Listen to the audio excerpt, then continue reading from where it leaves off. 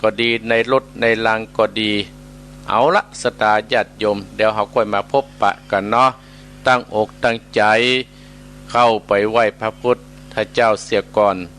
เอาลุกได้แล้วเนอลุกได้แล้วกราบพระกราบหนึ่งกราบสองกราบสามเอาอะระหังสัมมาสัมพุทโธภควาพุทธังภควันตังอภิวาเทมิกราบสวากขาโตภควตาธัมโมธัมมังนัมมัสสามิกราบสุปฏิปันโนภควโตสาวกสังโฆสังฆังนะมามิกราบนะโมตัสสะภะคะวะโตอะระหะโตสัมมาสัมพุทธัสสะนะโมตัสสะภะคะวะโตอะระหะโตสัมมาสัมพุทธัสสะนะโมตัสสะภะคะวะโตอะระหะโตสัมมาสัมพุทธัสสะ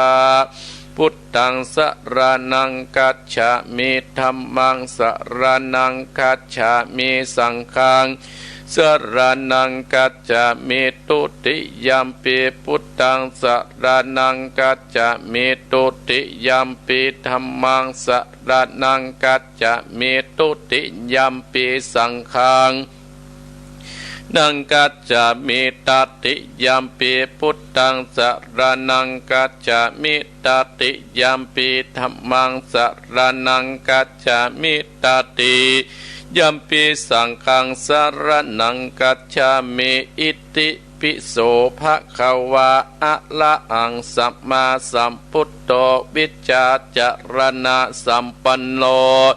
สุขโตโลกวิทูอนุตโตปุติสัตตัมมัสสะตติสัตตาเทวมนุสสนังพุทโธภควติสุวาคาโต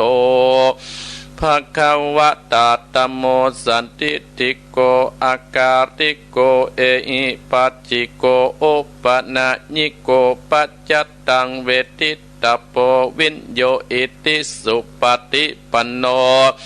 ภควโตสาวกสังโฆอุจโจปฏิปันโนภควโตสาวกสังโฆญายะปฏิปันโนภควโตสาวกสังโฆสามิจิปฏิปันโนภควโตสาวกสังโฆยะทิทางจัตตเตปุติสายุกานิอัฏฐปุติสะปุคาราเอสะภควโตสาวกสังโฆอาอุนนโยปะอุนนโยทักขิตนโยอัญชเดกระนิโยอนุตรังบุญญาเกตังโลกัสสติสัตตุสัตตุอาหังวันตามิสินดาสาอิติปิโสภควาเอกวิสติปิตากุณังกาโกอารัตนาคุณ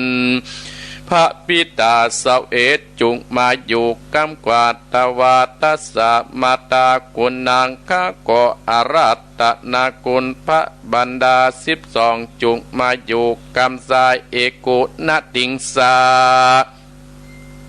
ข้าก่ออารัตนาคุณพาโพศพสาวเก้าจุงมาอยู่ทั่วสารพังกายเองข้าพเจ้าสัพพัญญสาพุทธกุณังกาขอรัตนาคุณพระพุทธเจ้า56จุงมาเป็นกำแพงแก้ว7จานแวดล้อมตนตัวเองข้าพเจ้าคือว่าพุทโธพุทธกำจัดออกไปสัพพสัตตุอย่าได้เก่ามากายที่อยู่ที่อาศัยจักกวัติมณฑลจุงต่อยนี้หือโปนนะด้วยเตจกุลแห่งพระพุทธเจ้าอัตตติงสะธรรมกุณังกาโกอารัตนาคุณแห่งพระสัตตมเจ้า38จง มาเป็นกำแพงแก้วเจ็ดจันแวดล้อมตนตัวเองข้าพเจ้าและท่านผู้ฟังและเจ้าของสถานีวิทยุกู้สถานีธรรมโมธรรมัดกำจัดออกไปสัพพศัตรูอย่าเก่าใดเข้ามาไกลที่อยู่ที่อาศัยจักกวัตติมนตนจงต่อยนี้หือโปนด้วยติจักกุลแห่งพระสัทธรรมเจ้า38สังฆจะจุตตสาขะโกอารัตตนากุลพระสังฆเจ้า14จงมาเป็นกำแพงแก้วเจ็ดจันแวดล้อมต้นตัวเองข้าพเจ้าคือว่าสังโฆสังฆกำจัดออกไปสัพพสัตตุจะได้เข้ามาไกลที่อยู่ที่อาศัยจงตอยนี้หือโปนด้วยเตจกุลแห่งพระสังฆเจ้า14ทิรัตตนางอาหังวันตะเมสิดาสาอิติปิโสภกวาตัสสะจะระกุณนางกาโคอารัตตนากุลจัน10ตาจงมาอยู่ทั่วอาการ32อัตตากรรมมัตตานางกาโกอารัตตนากุลพระกรรมมัตตานเจ้า18จงมาเป็นทิปมนนาสสอนทวาตสาอาโปคาโกอารัตตนากุลปะคงคา12เอกวิสติโทษลัดนี้กุณนางกาโครัตตนากุลพระโตดัตติสาวเอสัตตวาโจกาโกอารัตตนากุลลมเจ็ดสเตโจกาโกอารัตตนากุลไฟโอกนำมาเรียกว่าธาตุทั้งสี่มีดินน้ำและลมไฟนี้เป็นที่พึ่งแห่งหมู่สรรพสัตว์ทั้งหลายบัดนี้ข้าขออาราธนามากำจัดกำจายณตัดโดยโมทรายราพุทธสุนอาตาสุนิยะทนอยู่ได้นะกะโมกากุสัตโตสัมปโวอุนตุจุงบังเกิดเป็ดนาคือว่าพระโกนาโกมเป็นอาโปทัดนามยิ่งตัวกายาโมกัดโดโกตะโมสัมปโวอุนตุจุงบังเกิดเป็ดโมคือว่าพระโกนาโกมเป็นธาตุลมเนื้อเสื้อมังสะและโลมาพุทธกาโลกัสสะโปสัมปโวโหนโตจุงบังเกิดเป็นพุทธคือว่ากัสสะโปเป็นเตโชทัดไฟหลังลานสังอันปาปานอสอดลพิษพิสกัตถิญาตั้งแต่เกษาโลมานากาตันตาตะจงมะอ่างโสมะอาโดอัจจิเมจังวะกังอาตยังยักกะนางกิโลมากังปิอากังปะปะสังอันตะกุดนางอุตตติยังกัตติสัมเป็นอาเสมังอุปโพโลอิตังเสโตเมโตอสุวัสสะคิงโกสิกาดะสิกามุตตังมัตตะเกมัตตะลงปุงสอดละพิสติยาสตูตั้งหลายได้ยินตุกาปะกะตาวิ่งหนีทากะโรโคตโมสัมปโวอุนตุจุงบังเกิดเป็นตาคือพระสิกยมุนีเป็นปัตตวีทัดดินยะกะโรเมตไตโยสัมปโวอุนตุจุงบังเกิดเป็นยาปสิทยะเมตไตเป็นอากาศฝูงหมุสอดละพิษกติยาได้ยินตุกาภกถาก็ตนอยู่บ่ใดกาพระพุทธเจ้าจึงน้อมมือไหว้กุณอากาศ10ทัศกุณอาการ21กุณอาการะ33กุณนิสาวาสกุณอาสาวาสกุณปัสสาวาสกุณศีล5ศีล8ศีล10ศีล227กุณปัญญากุณโสตากุณสกิตากากุณอาลาหันต์นาตากุลอาลาหันตากุลมักสีกุลปุณสีนิพพานหนึ่งเป็นเก้านับปฏิญาณเท่านับมาเป็น10กุลตานะสีระเนกกัมมาปัญญาวิทยาการทิสัจจะอาทิตนาเมตตาอุเบกขาปดามีสวัสดิงสาปะดังมิโยพุทโตอนันตกิโตวัตโสภะกวาอันว่าภัสสตาอนันตาที่กุลจักปะมันนี้ได้จุมมนที่ปะมนปัจเจนตั้ง84,000พระธรรมขันธ์ ถ้าเสียตึงไปในและไปนอกกุลประสิทธิ์นาดอดกุลประสิทธิ์นารายกุลประสิทธิ์ตะงัวกุลประสิทธิ์ตาไฟกุลประสิทธิ์แสนโกดกุลบันทิดาบท18กุลอันจงวิจาเองพระพุทธเจ้าเตตายกุลพระสยากุลพระบาทกุลพระตาดกุลพระมหาโมกขรากุลพระสัตติบุตรกุลพระมหาอุปโคตกุลติสาวกกุลบันติตาสัมมเนนกุลมหากันจัดเงินเกินกุลที่12กุลพรหมวิหารตั้ง4 แสนโจทย์จักรวาลบัดนี้ข้ามาเลิศมาบันดาลป่าปันสรพิษกัตติยาสตุนุสตาโลมะและอินทรีย์ข้าก่ออาราตนากุลอภิธรรมา7คัมภีร์สังปิตาปุกายปะข้าก่อตัตนากุลนิกายตังนาติมะสังอังโกข้าก่อตัตนากุลพระวินัยตังอาปะจุมาคาขอเลิศนากุลสัตตามตาม8จิตนวัตกัญญาคาโคโหอลัตตนากุลจยาคือว่าปนาตุตาตุจุงมาเป็นดาบกาสิกะเอมันตาบัดนี้ผู้คาขออาราตนามาอยู่กังสารบัดนี้ผู้คาจักฟันตายเสนาโกมคือพุทธังทัสสามิ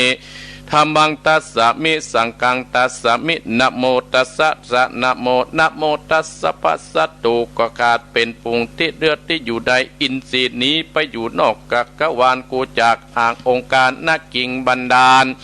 กูจักป่าป่าอิมมาปานผุงหมู่มันศัตรูก็ร้อนเอินอยู่ปะไดบัดนี้กูจักปิดตะวันตั้งกาวกูจักเล่าภากถาสังเวตาโสปุตตาปนาปิตังตวะกรังสัพพิตาปุตตาปิตวันตังเกากูจักเล่าปกาตาพุตโตจะมัจจิโมเสโตสริบุตโตจะทักขินเนอุตเรมุกรโนจะอัตนันโตมัจจิเมวัจจะโกตัญโยบุปโตภะเกพยาเกขวัปปติอุปติอาเนกเนเจจักสสโปอโรเจวะอิสัตเนสัพเพเตพุทธมังกรายโยตยวาปุจิโตอุนทินิทุโกตนิปันตโวมหาเตโสสตาสุติสยสุติภวันตุเมเอาละศรัทธาญาติโยมอาตมาภาพได้ปาศรัทธาญาติโยมไหว้พุทธคุณธรรมคุณสังฆคุณจบไปแล้วศรัทธาญาติโยมมาแล้วศรัทธาญาติโยมก็ใช้เวลาไป20 กว่านาทีที่ได้พบปะศรัทธาในการไหว้พระสวดพุทธคุณธรรมคุณสังฆคุณก็จบไปเพื่อเป็นมงคลกับศรัทธาญาติโยมของเฮาท่านเจ้าทั้งหลายญาติโยมอาตมาภาพบ่ได้มาพบปะศรัทธาญาติโยมโอ้ก็เหมือนนักแก่เนื้อศรัทธาญาติโยมหายไปหลายติดก่อนนั้นก็ติดงานศรัทธาญาติโยมจากงานศพอุศรัทธาที่เคยอุปถัมภ์วัดวาอารามศรัทธาที่เคยอุปถัมภ์ตนตัวอาตมาภาพจากเมืองฝางแล้วก็ไปศพโยมลุงที่ญาติโยมเป็นพ่อของศรัทธาที่เคยอยู่ด้วยกันพวกนครสวรรค์ศรัทธาอำเภอสุมแสงก็ไปช่วยไปเติมไปแท่งได้ไปกัน 2-3 คน10 ปลายคนศรัทธาญาติโยม12 คนไปด้วยกันก็เสี่ยงไปศรัทธาตามกาลเวลาวันนี้แล้วศรัทธาญาติโยมก็ได้มาพบปะศรัทธาญาติโยมตามปกติตามที่ท่านพระอาจารย์ท่านพระครูพิวัฒนวิกรมได้มอบเวลาปั่นเวลาฮื้อกับอาตมาภาพที่มาพบปะศรัทธาญาติโยมก็มาเป็นเลิกยามดำดีตรงกับวันที่9ศรัทธาญาติโยมวันนี้วันที่9ก็ซึ่งก็เป็นวันติดศรัทธาญาติโยมก็ย่างกันบ่ได้ฟังกันมาหลายติดแล้วแต่ก็สถานีก็เพิ่นเอาไปแปลงเสาศรัทธาญาติโยมพี่น้องศรัทธาแม่จันเพ็ญที่อยู่ตังสารปีก็โทรมาตามอาตมาภาพเช่นเดียวเหมือนกับท่านพระครูพิวัฒนวิกรมอาตมาภาพว่าคงจะแปลงเสาหรือว่าติดขัดอะไรอย่างวันนี้ดีแล้วเนอะศรัทธาญาติโยมมาได้ศรัทธาญาติโยมก็การงานก็วันพรุ่งนี้ก็เป็นวันพ่อหลวงว่าวันผู้ใหญ่บ้านกำนัน ตั้งอำเภอเปิ้นกะจัดการจัดงานอาตมาภาพตำบลสันติโศกะเปิ้นกะจัดงานวันผู้ใหญ่บ้านกำนันที่วัดปงจอสถาญาติโยมอาตมาภาพวันพรุ่งนี้โอ้งานหนักงานที่จะได้ไปเติมไปแท่งไปเป็นสีไปสารในงานเนาะไปเติมไปแท่งที่สถาญาติโยมได้นี้สถาญาติโยมแล้วก็วันที่12ก็เชิญบรรดาสถาญาติโยมไปบรรจุหัวใจพระธาตุที่วัดดอนจันทร์เจียงไฮ้เป็นวัดเก่าวัดเกิดของท่านอาจารย์พันอภิวัตพนวิกรมผู้อำนวยการของเฮาก็เชิญพี่น้องสถาญาติโยมวันที่12ก็ตรงก็เป็นวันพระวันศีลเนสถาญาติโยมเป็นวันพระวันศีลก็เป็นวันเดือน11แห่ม8ค่ำก็เป็นวันพระวันศีลอาตมาภาพตอนเจ้าก็จะไปงานวันแม่แห่งชาติที่อำเภอกินข้าวงายแล้วก็จะไปโตยหาท่านพระครูพิวัฒนวิกรมก็เจิญพี่เจิญน้องเจิญสถาญาติโยมไปร่วมกินร่วมตานโตยสถาญาติโยมก็บอกงานการบุญพรรษาสัมพันธ์ของคณะสงฆ์อำเภอดอยหล่อจังหวัดเชียงใหม่ของคณะสงฆ์อำเภอดอยหล่อได้มอบหมายให้กับอาตมาภาพวัดหนองเฮียงตำบลสันติสุขจัดงานพรรษาสัมพันธ์ประจำอำเภอตรงกับวันที่25กันยาเดือนหน้าเนื้อสถาญาติโยมเดือนหน้าวันที่25เดือนกันยาเวลาบ่าย2 โมงก็เจิญพี่เจิญน้องเจิญคณะศรัทธาในคืนสีข่าวก็ดีในคณะศรัทธาในอำเภอโดยหล่อเฮาทุกวัดทุกวาโดยมีท่านหลวงพ่อท่านพระครูสุนทรธรรมานุโยคเป็นประธานไพสงฆ์และก็มีท่านพระครูสาธุกิจนันท์รองเจ้าคณะอำเภอโดยหล่อ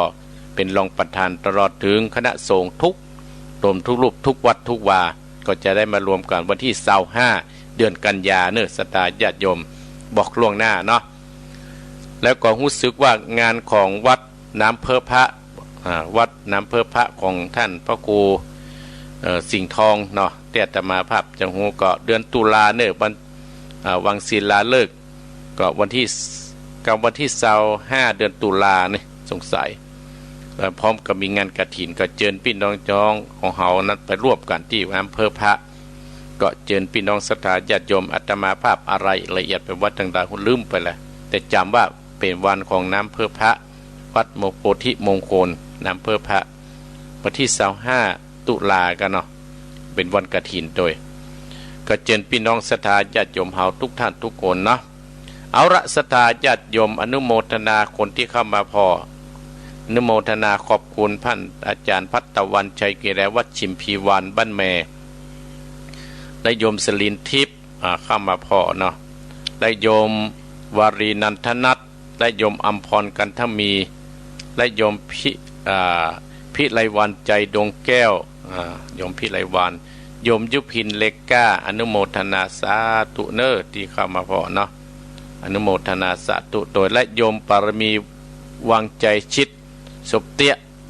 ฟังรายการอนุโมทนาสาธุเนอเอาละสตาญาติโยมมาแล้วอาตมาภาพวันนี้จะได้มามาจ่าความเป็นเพื่อนที่ดีคนเฮาเกิดมาในโลกนี้แล้วบอกว่าเท่าบอกว่าแก่ว่าหนุ่มว่าสาวเกิดมาแล้วก็ต้องมีเพื่อนกันกู้คนวันนี้จะเอาความมาเป็นเพื่อนที่ดีมามาจ่าฮือศรัทธาเพื่อนก็คือผู้ที่รักใคร่พอใจซึ่งกันและกันและผู้ที่รักใคร่วางใจกันได้เป็นผู้ที่รักใคร่เก่งใจซึ่งกันและกันเพื่อนของเฮานี้ในโลกนี้มีอยู่2ประเภทศรัทธาญาติโยมมีเพื่อนแท้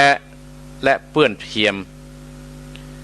เพื่อนในโลกนี้มี2ประเภทก็คือเพื่อนแท้และเพื่อนเทียมเพื่อนที่แท้มีอยู่4จำพวกก็คือ1เพื่อนมีอุปการะมีลักษณะอยู่4อย่างด้วยกันก็คือ1ป้องกันเพื่อนเมื่อประมาทแล้ว2ป้องกันทรัพย์สมบัติของเพื่อนผู้ประมาทแล้ว3เพื่อนมีภัยเป็นที่พึ่งพอใจเมื่อมีธุระช่วยออกทรัพย์ให้เกินที่ออกปากอันนี้เพื่อน ที่อุปการะมีสี่อย่างส่วนเพื่อนที่ร่วมทุกข์ร่วมสุขมีลักษณะสี่เพื่อนที่ร่วมทุกข์ร่วมสุขมีลักษณะสี่หนึ่งขยายความลับของคนตนแก่เพื่อนปิดความลับของเพื่อนมาฮื้อแพร่พายไม่ละทิ้งในยามวิบัติแม้ชีวิตอาจจะสละแทนได้อันนี้เพื่อนที่มีความสุขเพื่อนแนะประโยชน์มีสี่ด้วยกันสี่อย่างห้ามฮื้อทำความชั่วแนะนำฮื้อตั้งอยู่ในความดีฮื้อฟังในสิ่งที่บ่เคยฟังบอกทางสวรรค์ฮื้อเพื่อนรักใคร่มีสี่อย่างคือทุกข์ก็ทุกข์ด้วยสุขก็สุขด้วยโต้เถียงคนอื่นที่ตำหนิเพื่อนรับรองคนที่พูดสรรเสริญเพื่อนอันนี้เพื่อนที่อาตมาภาพจะได้อู้ได้จ่าฮื้อศรัทธาญาติโยมอันนี้เพื่อนดีนะเพื่อนแท้นะเนี่ยส่วนเพื่อนเทียมนี่ยังไม่ได้อู้ด้วยนะศรัทธาญาติโยมเพื่อนแท้มีอยู่สี่จำพวกคือเพื่อนที่มีอุปการะเฮามีลักษณะอยู่สี่แบบอย่างด้วยกันคือป้องกันเพื่อนบ่ฮู้ประมาทแล้วคือช่วยแนะช่วยบอกช่วยกล่าวเขาเป็นเพื่อนกัน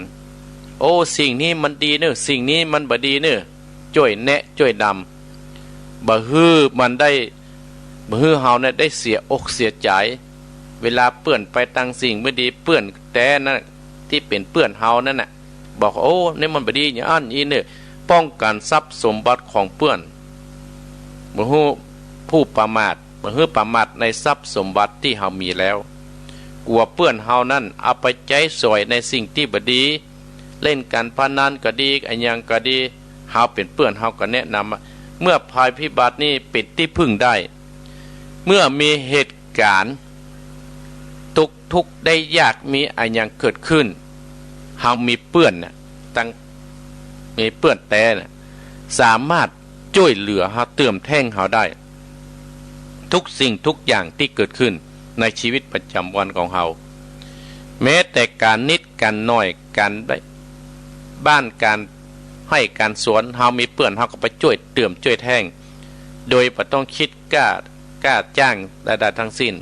โดยบ่ต้องคิดกล้าเห็นแต่เงินแต่ทองรับอาสาช่วยเติมแท่งเมื่อมีธุระช่วยออกทรัพย์ที่เกินที่จะออกปากแม้นเฮามีเพื่อนคนหนึ่งศรัทธาญาติโยมเฮาจะต้องเสียเงินหรือว่าเฮาจะต้องใช้เงินในเวลาจำเป็นเฮาก็มีเพื่อนที่สามารถช่วยเติมช่วยแท่งเฮาได้เหมือนกับคนครอบครัวเดียวกันจะเสี่ยงนักเสี่ยงน้อยก็ช่วยอาสาช่วยเติมช่วยแท่งยามเพื่อนเฮาขัดสนอันนี้เพื่อนที่มีอุปการะมีสี่อย่างด้วยกัน1ป้องกันเพื่อนผู้ประมาทแล้ว2ป้องกันทรัพย์สมบัติของเพื่อนที่ประมาทแล้ว3เมื่อมีภัยเป็นที่พึ่งได้4เมื่อมีธุระช่วยออกทรัพย์ให้เกินที่ออกปากเนี่ยเฮามีครั้งเฮาจะมีเหตุจำเป็นมีเพื่อนเฮาเนี่ยช่วยเติมช่วยแท่งญาติโยมเพื่อนแต่มีลักษณะแห่งอย่างหนึ่งคือเพื่อนที่ร่วมทุกข์ร่วมสุขร่วมทุกข์ด้วยกันมีลักษณะ4ประการคือขยายความลับของตนแก่เพื่อนปิดความลับของเพื่อนบ่ฮื้อแพ่งพายไม่ละทิ้งในยามวิบัติแม้ชีวิตอาจสละแทนได้เนี่ยเพื่อนแต่นะศรัทธาญาติโยมหรือเพิ่นเรียกว่าเพื่อนร่วมทุกข์ร่วมสุขมีลักษณะ4ประการขยายความลับของตนขยายความลับของตนรักษาความลับของตนบ่ฮื้อเพิ่นได้หูความลับน่ะพระเจ้าว่าโอ้มาเตอะปิดความลับของเพื่อนบ่ฮื้อแพ่งพายคนเฮาเกิดมาแล้วก็มีความลับเป็นธรรมดาศรัทธาญาติโยมมีความลับเป็นธรรมดาเฮาเป็นเพื่อนเฮาก็ต้องปิดเป็นเรื่องธรรมดาพระเจ้ามาขยายไปตัวกันมาเล่าให้เพิ่นฟังเนี่ยมันก็บ่ดีศรัทธาญาติโยมสิ่งที่เฮาหานดีแล้วสิ่งที่มันดีแล้วสิ่งที่มันบ่ดีที่เฮาเป็นเพื่อนเฮาบ่ต้องเอามาสะนะสะตาถ้าเป็นภาษาเมืองเฮานี่นะละทิ้งบ่ละทิ้งในความในทางในขณะที่วิบัติบ่ละทิ้งเพื่อนในเวลาเพื่อนเนี่ยมีความเดือดร้อนทุกสิ่งทุกอย่าง ในความวิบัติเกิดภัยขึ้นมาก็ดีไฟไหม้ใต้ลำก็ดีเกิดเพื่อนเฮามีความทุกข์เฮาก็อาสาช่วยแม้แต่ชีวิตเฮาก็สละแทนได้เนี่ยท่านทั้งหลายที่มีเปื้อนนี่นะขอฮือพอลักษณะเปื้อนที่ร่วมทุกข์ร่วมสุขมีลักษณะ4ประการแม้นเฮาจะเป็นคนบ้านก็ดีเป็นอันอย่างก็ดีศรัทธาญาติโยมเขาจะเป็นอันอย่างก็ดีเนี่ยโอ้มันต้องมีเปื้อนเหมือนกันแม้แต่พระก็ต้องมีเปื้อนแม้แต่คนบ้านก็ต้องมีเปื้อนแม้แต่คนเฒ่าก็ต้องมีเปื้อนอันนี้เปื้อนร่วมทุกข์ร่วมสุขมีลักษณะ4ประการขยายความลับของตนแก่เพื่อนปิดความลับของเพื่อนบ่ให้แพร่งพรายไม่ละทิ้งในยามวิบัติแม้ชีวิตก็อาจสละแทนได้3เปื้อนแนะประโยชน์มีลักษณะ4ประการเนี่ยอันนี้ลักษณะของเปื้อนแต่นะเปื้อนแนะประโยชน์มีลักษณะ4ประการ1ห้ามให้ทำความชั่วแนะนำให้ตนตั้งอยู่ในความดีให้ฟังในสิ่งที่บ่เคยฟังบอกทางสวรรค์ให้ได้เนี่ยศรัทธาญาติโยมทั้งหลายห้ามให้ทำความชั่วเฮาก็แนะนำโอ้เปื้อนจะไปในสิ่งนั้นมันบ่ดีเนอะเข้าบ่อนมันบ่ดีเนี่ยอันนั้นมันบ่ดีเนอะเฮาคงจะไปวัดไปวานะเฮาเป็นเพื่อนเฮาแนะนำในสิ่งที่ดีสิ่งที่เป็นประโยชน์เนี่ยแนะนำตั้งในความดีกับเมื่อเฮามีความดีกึศถึงป้อมแม่เฮาได้สร้างคุณงามความดีไว้แล้วเฮาก็บอกเพื่อนของเฮาบ่ฮื้อได้ไปทางที่บ่ดีและก็เอาสิ่งที่บ่เคยมาฟังเฮามาขยายฮื้อสมมุติเฮาไปมีเพื่อนเฮาเป็นเพื่อนเฮาไปในสิ่งที่ดีแล้วเฮาก็มาขยายสิ่งที่เพื่อนเฮาบ่เคยฟังไปเจ็บปลาเปื้อนหาไปนังสิ่งที่บดีปลาไปนังสิ่งยาเสพติดปลาสิ่งที่เป็นอบายมุขเนี่ยเปื้อนแบบนี้มันเป็นเปื้อนที่บดีนะท่านทั้งหลายอันนี้เปื้อนแนะนำแนะประโยชน์มีลักษณะ4ประการบอกทางสวรรค์ก็จวนเปื้อนเฮาเนี่ยไปกินไปตานจวนเปื้อนเฮาไปประพฤติปฏิบัติธรรมกันเนี่ยมันก็จะเป็นประโยชน์กับครอบกับครัวและเป็นประโยชน์กับพื้นบ้านเป็นประโยชน์กับที่อยู่ที่อาศัยเฮาเพื่อนมีความรักใคร่มีลักษณะ4อย่างคือสุขก็สุขทุกข์ก็สุขด้วยสุขก็สุขด้วยโต้เถียงคนที่ตำหนิเพื่อนรับรองการพูดสรรเสริญเพื่อนเนี่ยเพื่อนที่แท้มีอยู่เนี่ยเพื่อนมีความรักใคร่มีลักษณะ4อย่างสุขก็สุข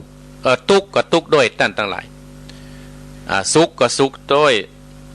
โต้เถียงคนที่ตำหนิเฮารับรอง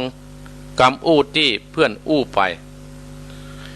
เพื่อนเหล่านี้เนี่ยท่านทั้งหลายทำให้เฮาเนี่ยเจริญรุ่งเรืองเวลาเฮาทุกข์ก็ทุกข์ตัวทุกข์ของคนเฮานี่เหมือนกันทุกข์เวียกทุกข์การทุกข์อกทุกข์ใจ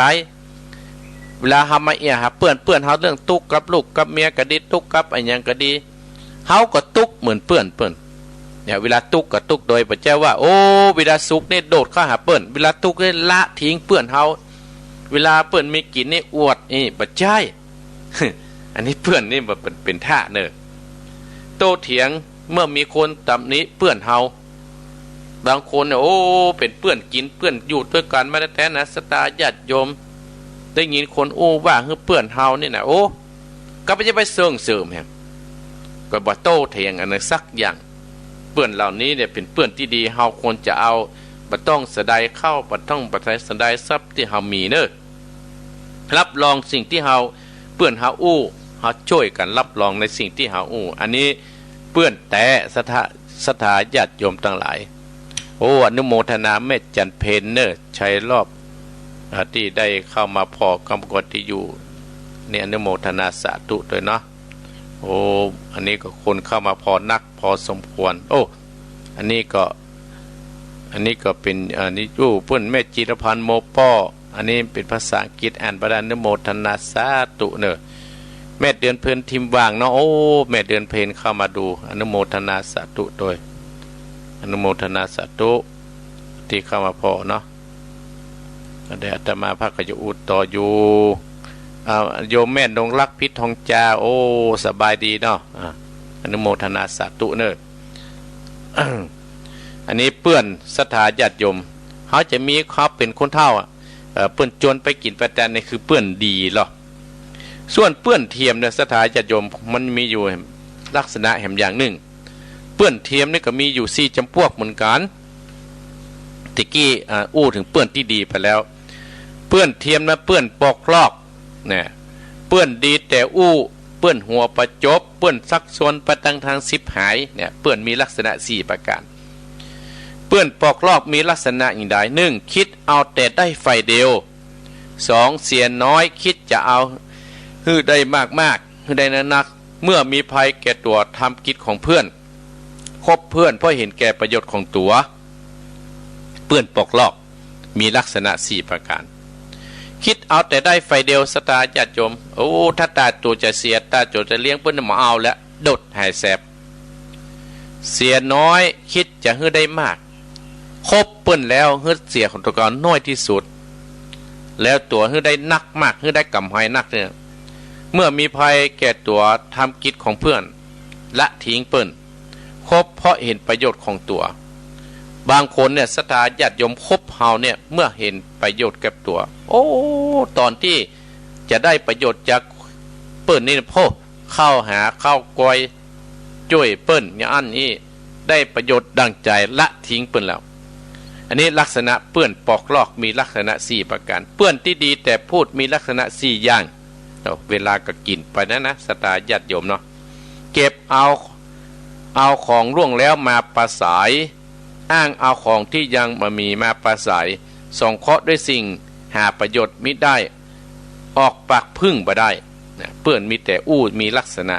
เก็บเอาความลับเก็บเอาที่มันแล้วนะมาอู้มาจ๋ามาให้มันผิดมาเถียงกันมาอู้มาจ๋าให้เปื้อนฟังอ้างเอาของที่มีแล้วเอามาประสายมาเป็นหมู่นี้ต้องเป็นหมู่ผู้แทนเว้ยเนี่ย หมู่ที่เป็นลงเลือกตั้งเนี่ยมันจึงมีศรัทธาญาติโยมเนาะส่งเคราะห์สิ่งที่หาประโยชน์มาได้แน่บางครั้งจัดสิ่งที่เรื่องราวที่หาประโยชน์มาได้มาฮือเฮาออกปากพึ่งมาได้เปื้อนหมู่นี้ปื้ออู้แต่มีแต่อู้เปื้อนหาที่หาเปิ้งตังกิจการมาได้เปื้อนหัวประจบมี4อย่างทำชั่วและคอยตามทำดีก็คอยตามต่อหน้าสรรเสริญรับหลำนินทาอันนี้ไผมีก็คือละทิ้งเนี่ยทำชั่วก็คอยตามทำดีก็คอยตามต่อหน้าสรรเสริญอวดรับหลังนินทาเฮาญาติโยมจะเอามาเป็นเปื้อนได้จะได้ถ้ามาเป็นเปื้อนโอ้สตาญาติโยมเนาะเปื้อนมีสักชวนตัง10สายมีลักษณะ4อย่างชวนดื่มน้ำเมาชักชวนเที่ยวกลางคืนชักชวนมัวเมาในการเล่นชักชวนในการพนันเนี่ยเปื้อนเทียมมี4จำพวกเปื้อนสุดท้ายนี่คือปัดเปื้อนที่ชักชวนธรรม10หายชักชวนไปกินเหล้ากินยาชักชวนเพื่อนไปเอี่ยวในกลางคืนชักชวนเพื่อนเล่นมัวเมาในการเล่นก็เล่นไพ่เล่นไฮโลสปะสตาจัดโยมเล่นมาเล่นนี่เป็นต้นชักชวนเฮาเนี่ยไปในการพนันอันเนี้ยเปื้อนเทียมมี4จำพวก1เปื้อนปอกลอก2เปื้อนดีแต่อู้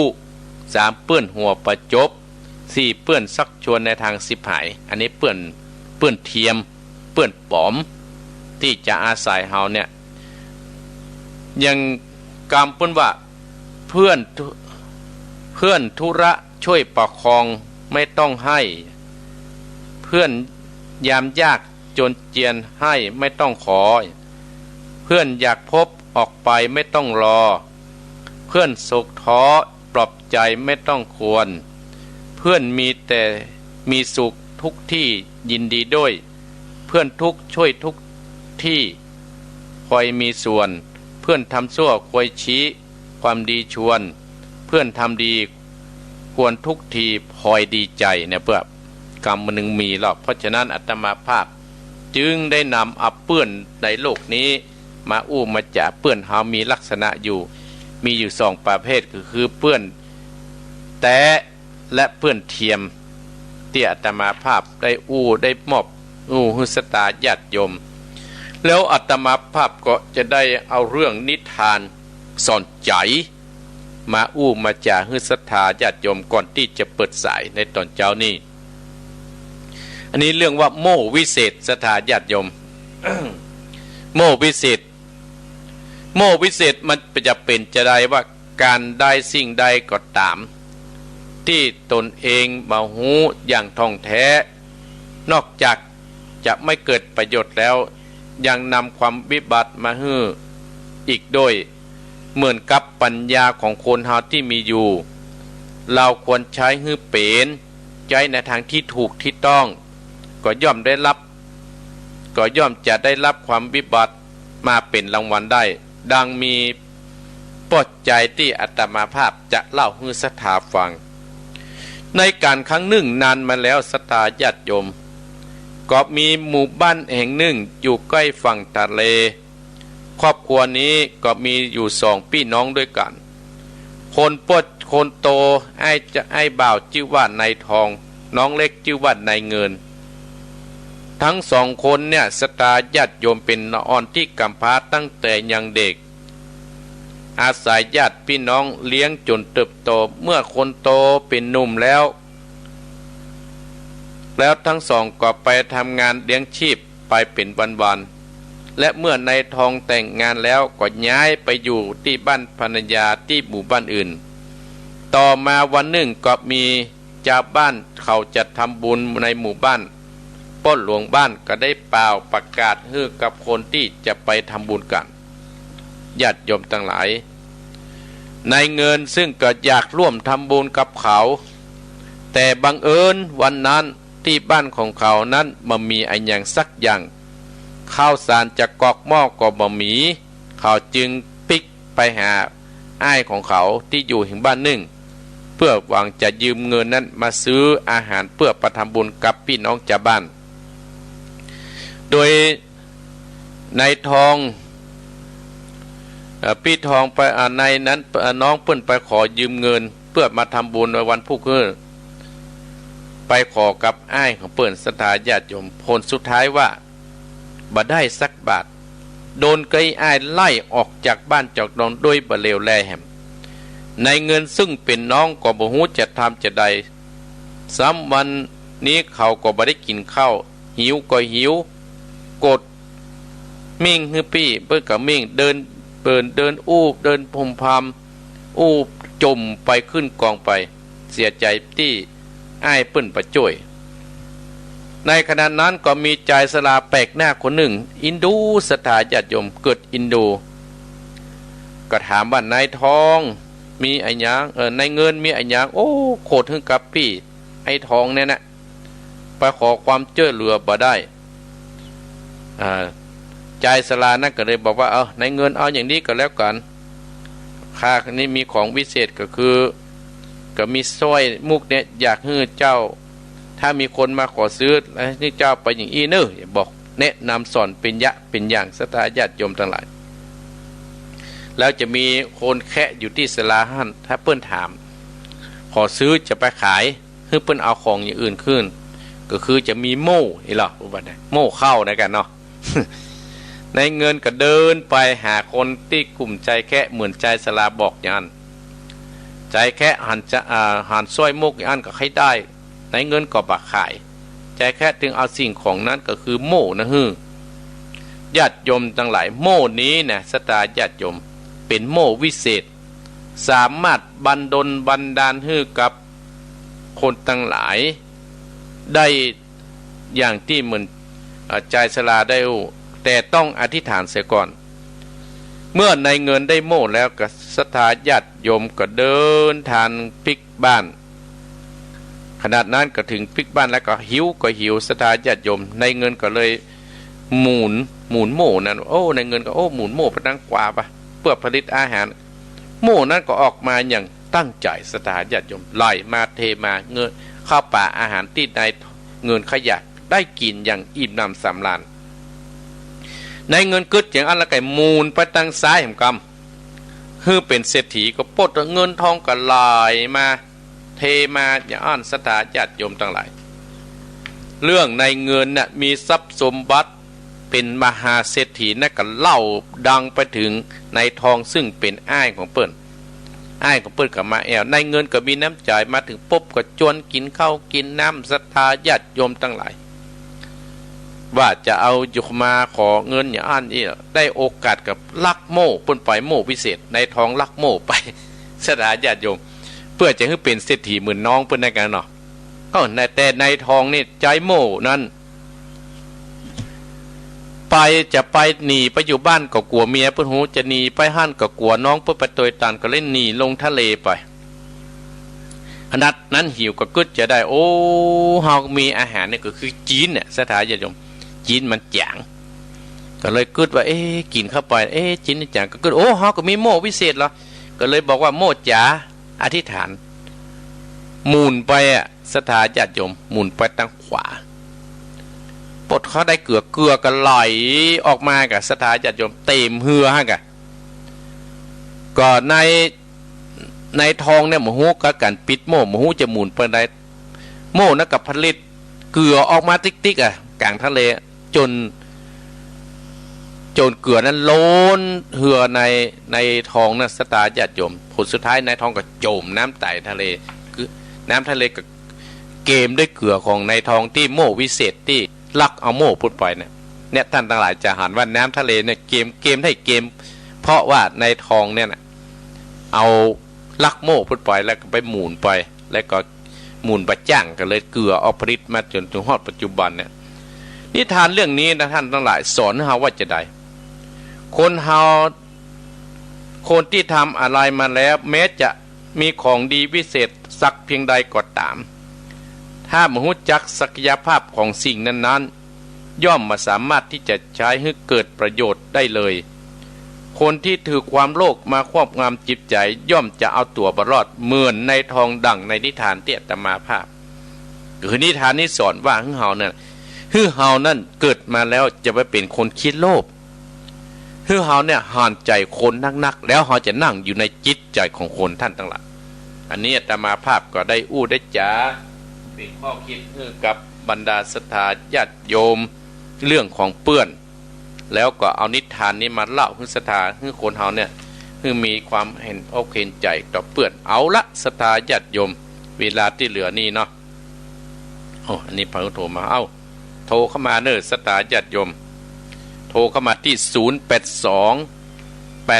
0828872225เอาไกลที่ไกลๆก่อนเนาะใส่ใต้ใส่ใกล้เฮาฟังโทรได้เนาะลองฟัง0828857225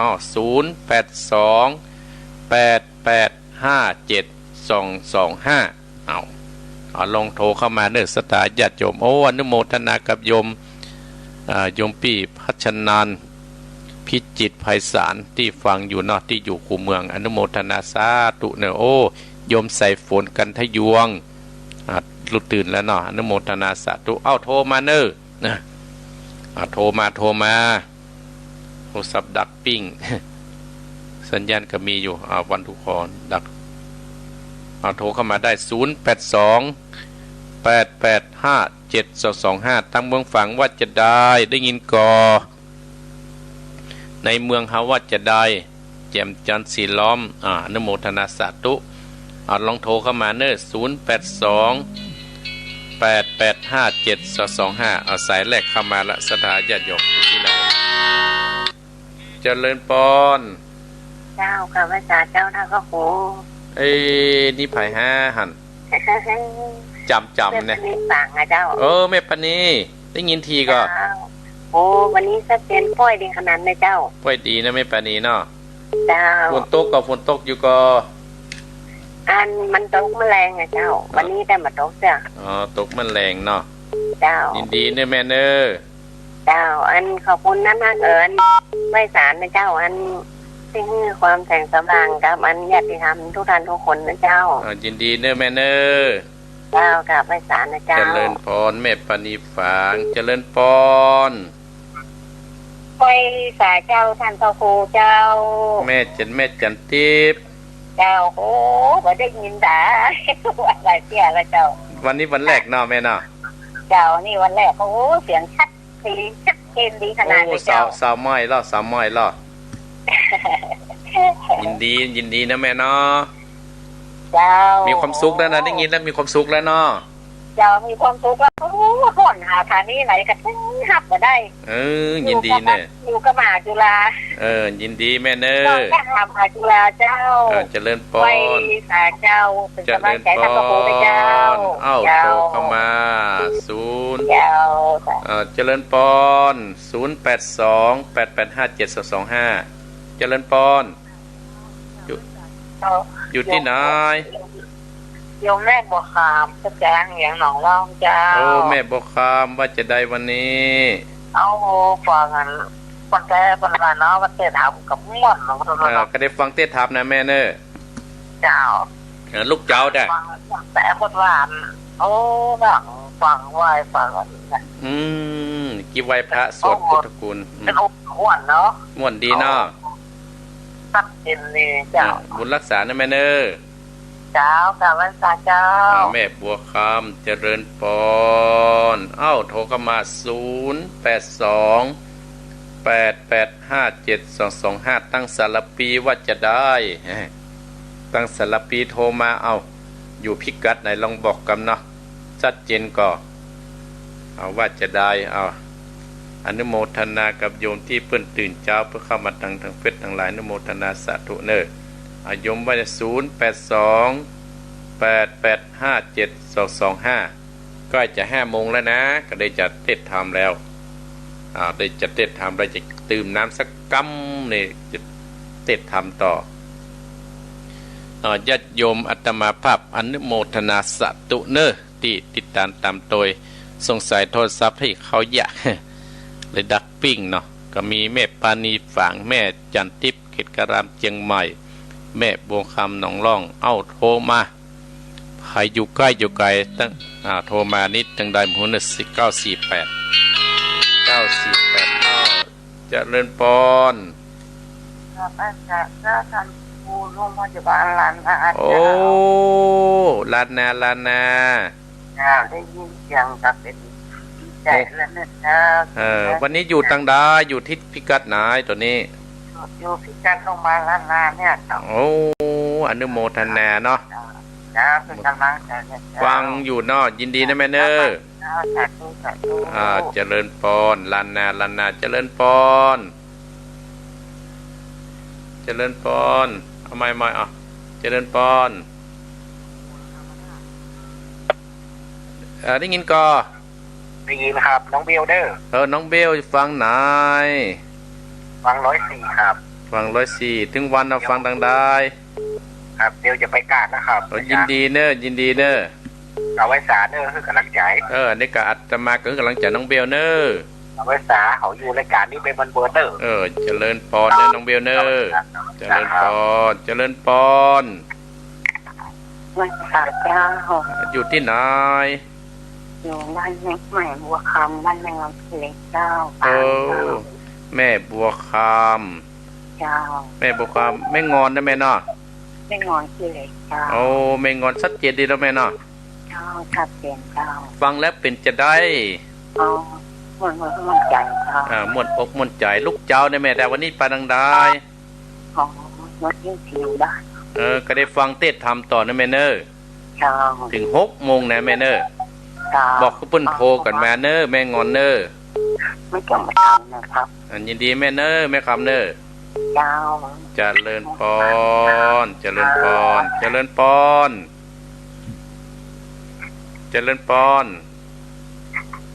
ได้ยินแล้วนะหันเจริญปอน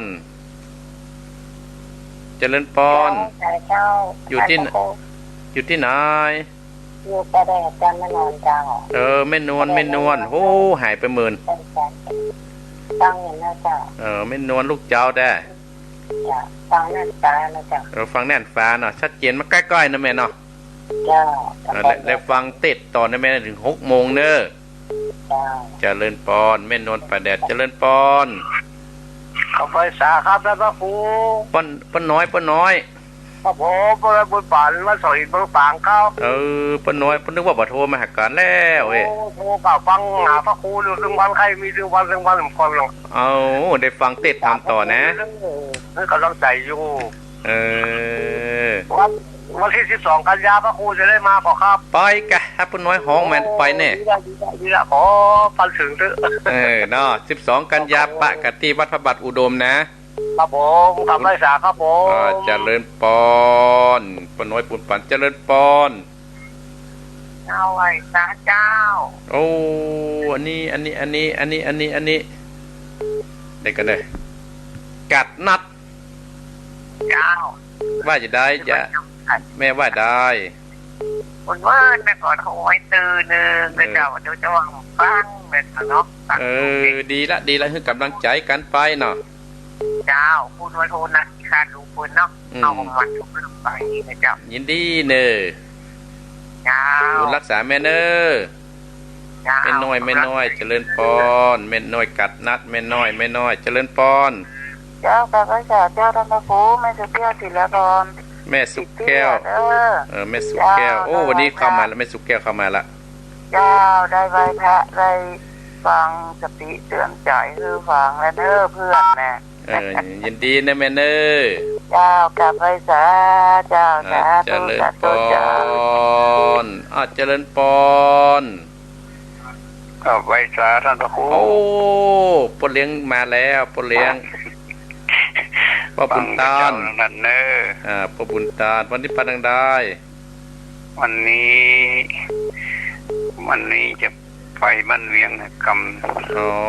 ยินดี จะ เนี่ย เอาของไปฝากติดอันท่านมหาเนาะ ยินดีบุญรักษาเนอ จะไปปุ่นนะ บุญรักษาเนอ ครับกับไว้สาท่านเนอ อนุโมทนาพ่อบุญตาลอายุวันโนสุขังพลัง ดี เจริญปอนอาศัยสุดท้ายได้ยะลาเจริญปอน ไหว้สาลเจ้าท่านพระครู ฮาย แม่เพนคนช่วยชีวิตอาจารย์ แม่เพนมาแล้วแม่เพนมาแล้วหลายเข้าโลเลยแม่เพน หาช้าง ความชัดเจนให้กำลังใจท่านพระครูเด้อ โอ้เหมือนเดิมเนาะ จ้าไปในท่าฟังเต้ทำเนาะ ยินดีนะแม่เพนเนอ เจ้าไว้สาลเจ้า เจริญปอนเจริญปอนอาตมาภาพปิดโทรศัพท์ก่อนศรัทธาญาติโยมเนาะอนุโมทนากับแม่ปราณีฝางแม่จันทิพย์กิจกรามแม่บัวคำหนองร่องและลุงบันลานาน้องเบี้ยวเจียงใหม่แม่บัวคำแม่งอนฝางขี้เล็กปัดแดดแม่วินวลพ่อบุญปานฝางกัดนัดแม่น้อยแม่สุกแก้วสีเตี้ยพ่อบุญตันจิดีสามยอดแม่เพนคนชู้ชีวิตโอ้นี่แม่เพนนี่ใจถึงแตะศรัทธาญาติโยมเนาะใจถึงแตะศรัทธาเอาละศรัทธาญาติโยมอาตมาภาพอนุโมทนากับศรัทธาญาติโยมติดตามโดยอาตมาภาพเนาะอาตมาภาพจะขอดื่มน้ำสักหน่อยแล้วจะเข้ามาเทศ